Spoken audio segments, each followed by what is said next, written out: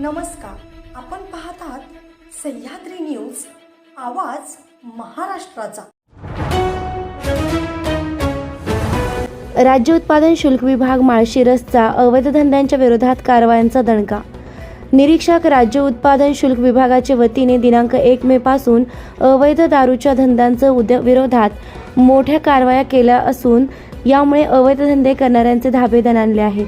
राज्य उत्पादन शुल्क विभागाच्या वतीने अनेक वेगवेगळ्या ठिकाणी रेड करीत एकूण 30 केसेस केल्या असून यामध्ये एक 4 चाकी व 4 मोटरसायकल जप्त करण्यात आल्या आहेत। यामध्ये एकूण रक्कम रुपये 9,28,500 रुपयाचा मुद्देमाल जप्त करण्यात आला आहे। सदरच्या कारवाया विभागाच्या वतीने टेंभुर्णी, वेळापूर, धर्मपुरी, गुरसाळे, कुरभाबी या भागात करण्यात आल्या असून या ठिकाणाहून विभागाच्या वतीने देशी विदेशीसह हातभट्टी, ताडी जप्त करीत गुळ मिश्रित रसायने नष्ट केली आहेत। सोबत विभागानं धाब्यावर दारू पिणाऱ्या 68 ते 84 विरोधात 4 केसेस करीत ढाब्यावर दारू विकणाऱ्यांवर व पिणाऱ्यांवर कारवाया केल्या आहेत।